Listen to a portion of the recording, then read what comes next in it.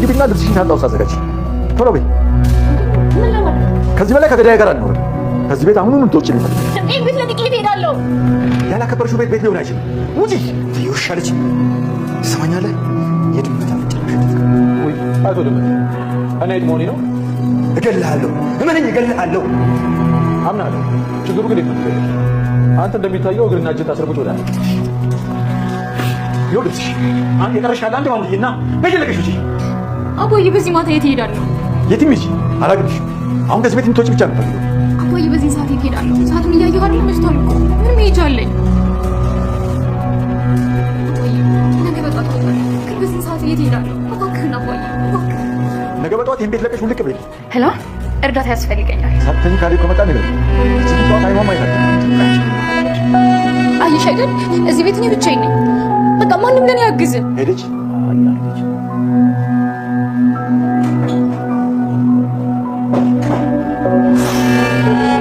ከዚህ በኋላ ነፃ አባዬ። ቲናን አታውቃትም ማለት እንደዚህ በቀላሉ ፎቶቷን ትቀበል ይችላል። ተመልሳ እንኳን ወደዚህ ቤት ባትመጣ ውጭ ሆና ሰላማችን ነው። መጨረሻሽ እንደዚህ ቅርብ ይሆናል ብዬ አላሰብኩም ነበር። ያልሞተ ሰው መጨረሻ የለውም። እሺ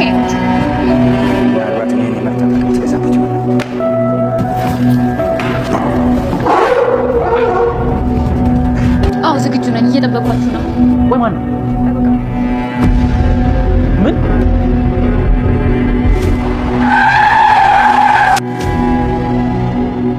ቲና እስከዛሬ ስትሰራቸው የነበረው ግፍና ተንኮል ከብዛታቸው የተነሳ ገንፍለው ፈሰው በዚህ መልኩ ጎርፍ ነው ወሰዷት። ለሰከንድ መልካም ነገር በልቧ የማታስበዋ ቲና አባባን ለማጥፋት ጎንበስ ቀና በምትልበት ሰዓት በዚህ መልኩ አደጋ ደረሰባት። ሰላም ጤና ይስጥልኝ። ውድና የተከበራችሁ በመላው ዓለም ያላችሁ ኢትዮጵያውያን ኤርትራውያን ናችሁ። እግዚአብሔር ይመስገን ደህና ነኝ። የግፈኛዋ ሚስትና የሰራተኛዋ ፍጥጫ ወይም ደግሞ ትሁት ድራማ ክፍል 56ን አብረን ያለን። የባለፈው ክፍል አባባ የሚጠጡት ውሃ ላይ መርዝ በመጨመር ቲና አባባን ለመግደል ስትሞክር እሳቸው ግን እጇ ላይ ለየት ያለ ነገር ስላዩ ካልጠጣሽ ብለው አስገድደው ሲይዟት እሷም እየታገረቻቸው ነበር። እሷም ጠጫት ብለው ሲታገሏት እሷም በኃይለኛው እየታገረች በፍጹም አልጠጣም፣ ደግሞ ምንም የማውቀው ነገር የለም ስትል፣ እንዴት ታዲያ ምንም የምታውቂው ነገር ከሌለ ንጹህ ከሆነ ለምን አታጭም ሲሏት በፍጹም ልጠጣ አልፈለገችም። እሳቸውም ትዕግስታቸው አልቆ ዛሬ ላይ ጭራሽ በቃ ከዚህ ቤት ውጭልኝ፣ ላይሽ አልፈልግም ሁለተኛ በማለት ብዙን ሰብስባ እንድትወጣ ቢፈልጉም እሷ ግን አባዬ በዚህ ሰዓት ጨለማ ነው፣ የትም መሄጃ የለኝም፣ እያወቅህ እንዴት የት እሄዳለሁ በማለት መልሳ እሳቸውን ትለማመጣለች። እሳቸውም ሊጨክኑ አልፈለጉም እና ዛሬ ደሬና ጥዋት ግን ላይሽ አልፈልግም ይላሉ። የት ይሆናል የት እሄዳለሁ መሄጃ የለኝም ትላለች። ከዚህ በኋላ ግን ከገዳዬ ጋር መኖር አልችልም። ትሁትን ፍለጋ የመጣው ሰውዬም በዛን ቀን ምሽት ትሁት ውጭ በወጣች ሰዓት አፈኖ ለመውሰድ ሲሞክር የቲና ጋሽ የነበረው ሰውዬ ከጀርባ መጥቶ ወደ እሱ ማገቻ ቤት ወስዶት ሰንበትበት ብሎ ነበርና ትሁት ወደዛ ስትሄድ አሁን ምን እንዳደርግልሽ ትፈልጊያለሽ? ልግደለው ይላል። አይ እንደዛ የሚባል ነገር የለም፣ እኔም ፈልገው ወደ ሀገሩ እንዲሄድና ከነካሌው ከናባዬ ህይወት እንዲወጣ እኔም በሰላም እንድኖር ነው ትላለች ትሁት። ትሁትን ፍለጋ የመጣው ሰውዬም ራሱን የሚያስት መርፌ ወቅቶ ስለነበረ ክላሱን ሲነቃና ራሱን ሲያቅ አንተ የውሻ ልጅ የድመት አፍንጫ እያሸተትክ ነው፣ ምንኝ እገልሃለሁ እያለ ከታሰረበት ይጮሃል። አምናለሁ ግን ችግሩ እጅና እግር ታስሯል፣ እንዴት ልትገለኝ ትችላለህ እያለ ይቀልዳል። የቲና ጋች የነበረው የሰማይ ዝግባሪ የሚያክል ሰውዬ የሚባለው ሰው የዋህ ነገር ነውና ቀላል መስሎት ነበር ሰውየው። ነገር ግን ሰውየው ከባድ ነው። ይህ በቀላሉ ሊሸነፍ ሊረታ የማይችል ሰው ነው። ራቱም ራሱን የሚያስት ነገር ስለወጋው ነው እንጂ አይችለውም ነበር። ትፈታኝ ይሻላል ካልሆነ ግን እያለ ይዝት ነበር እና ትሁትን ፍለጋ የመጣው ሰውዬ ያኛው አጋችም ካልሆነስ ትገለኛለህ እያለ እንደ ጩቤ ነገር ይዞ እየሳቀ እየተንዘባበተ ነበረ። ሰውየው ከባድ መሆኑን አልተረዳውምና ትሁትም አጋቹን ወደ ሀገሩ እንዲልክላት ካዘዘችው በኋላ ወደ ቤት ስትመለስ አባባ በጣም ተበሳጭቶ ታገኛቸዋለች። ምንድን የተፈጠረው? ምን ሆነን አባዬ ትላለች። ሳትጠይቅ ከልብ ከመጣ ጠዋት ይችን ልጅ እዚህ ቤት ካገኘኋት ሴት አድርጌ ነው የምገላት፣ ስለዚህ ንገሪውና ከዚህ ቤት አይኔ እንዳያያት ይላሉ። ትሁትም ቲና ወዳለችበት ክፍል ስትሄድ ምንድን የተፈጠረው? ትሁትም ቲና አንቺ ግን ምንም አላደረግሽም ትላታለች። በቃ አየሽ አይደለ ማንም እኔን አያምንኝም፣ ሁላችሁም እኔን አታግዙም፣ እኔን እንደ ሰይጣን ነው የምታዩኝ እያለች ታለቃቅሳለች ንጹሕ ሰው ለመምሰል። ትሁት ግን ጠንቅቃ ታውቃታለች ቲናን። አባዬ እንደዛ ባያስብም ይገባዋል። ቲና ቤት የሚፈጠረው ነገር ሁሉ እኔ ስታጡኝ ንጹሕ እንደሆንኩ ያኔ ይገባቸዋል። የራሷን ማንነት ወደ እነሱ ለመገልበጥ ትሞክራለች። ሁላችሁም አስመሳዮች ናችሁ። ሁላችሁንም ጠልቻችኋለሁ። አስጠልታችሁኛል። አሁን በቃ ውጭ ከክፍሌ ትላለች። አባባም ልብሷን ጠቅልላ ቲና ስትወጣ እፍ ይላሉ። ከዚህ በኋላ ነፃ ነኝ። የሆነ የታፈነ አየር ሲወጣ አይሰማህም? ይሉታል ካሌብ። አይ አባዬ፣ እኔ ግን አባዬ እየታየኝና እየተሰማኝ ያለው የታፈነ አየር እየወጣ ሳይሆን የታፈነ አየር ወደ ቤታችን ሲገባ ነው ይላል ካሌብ። ኤደን እኮ በቃ ምን ማለት ነው ይላሉ አባባ። አባዬ ቲናን አታውቃትም ማለት ነው። እሷ እኮ በቀላሉ ሽንፈቷን የምትቀበል ሰው አይደለችም።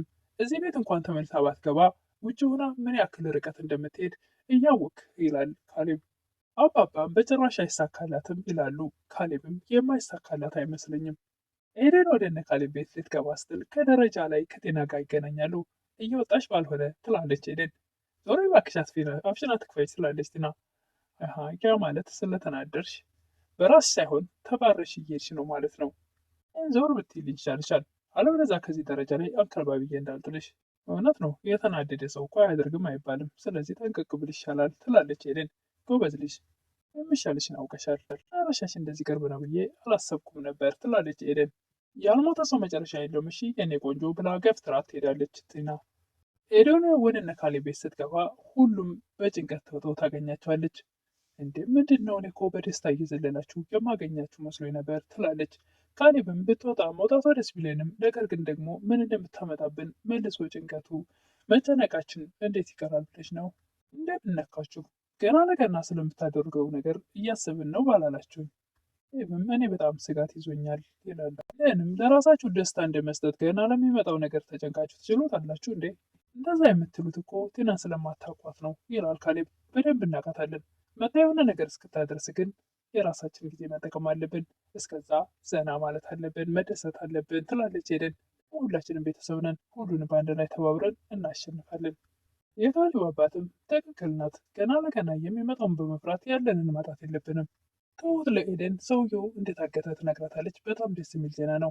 ዛሬ ሁለት ደስ የሚል ነገር ሰምቻለሁ። በያሁን እንሂድ ትላታለች ኤደን ትሁትን። በጭራሽ ነው ወደዛ አልሄድም፣ ምክንያቱም እኔ እንዳሳገድኩት ካወቀ የሚፈጠረውን ሳስበው ከባድ ነው። አትፍሪ እባክሽን፣ አስፈራርተን ወደ ሀገሩ እንዲገባ እናደርጋለን ትላለች ኤደን። በኋላ ደግሞ ቲና የምትባል ሰይጣንና ተመስገን የሚባል አሪዎስ ከህይወታችን እናስወጣቸዋለን።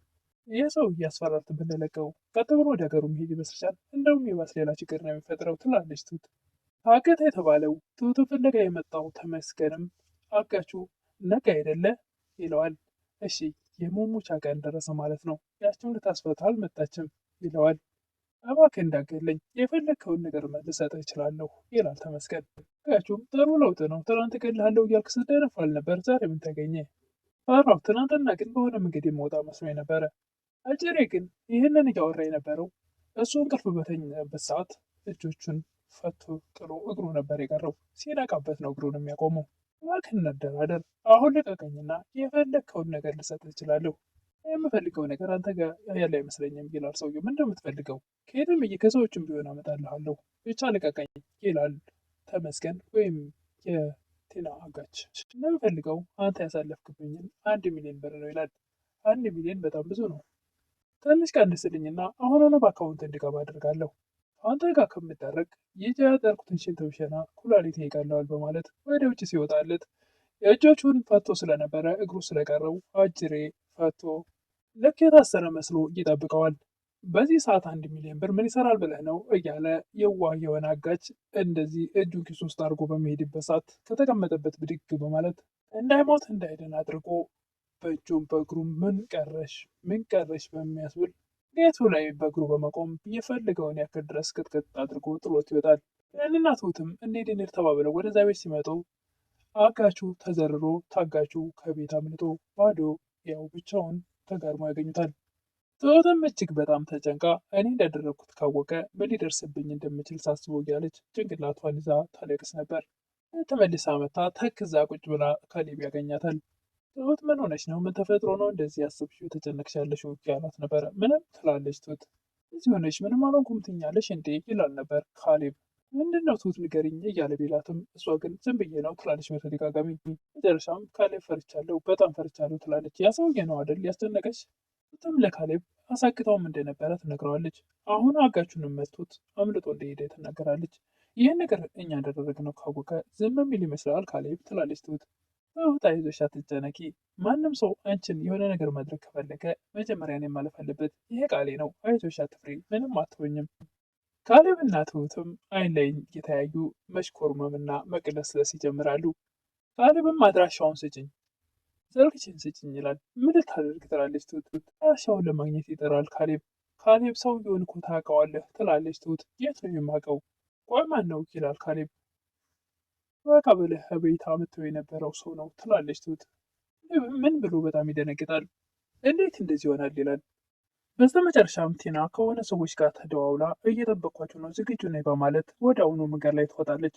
መኪና የገጫትን መስላ መንገድ ላይ በመዘረር እንግዲህ ለካሌብ አስደውላ ህጋዊ ሚስቱ ስለሆነች እንዲደርስላት ለማድረግ ይመስላል። ምናልባት እነሱ ጨክነው ካልቀሩ በስተቀር ተመልሳ ወደዛ ቤት ለመግባት ይመስላል። የምታደርገው ተንኮሏ መቼም አያልቅባትም እና ለዛሬ የግፈኛ ሚስትና የሰራተኛው ፍጥጫ ወይም ደግሞ ትሁት ድራማ ክፍል 56 ይህን ይመስል ነበር። በቀጣይ እስክንገናኝ መልካም ቆይታ እያልኩኝ ለምታበረታቱኝ እህቶቼ ምስጋና ከልብ ነው። አዲስ የሆናችሁ ደግሞ ሰብስክራይብ እያደረጋችሁ አበረታቱ እላለሁ። አመሰግናለሁ። ቪዲዮውን ስትጀምሩ ደግሞ ላይክ በማድረግ ጀምሩ። ቪዲዮውን ከወደዳችሁት ላይክ አድርጉ።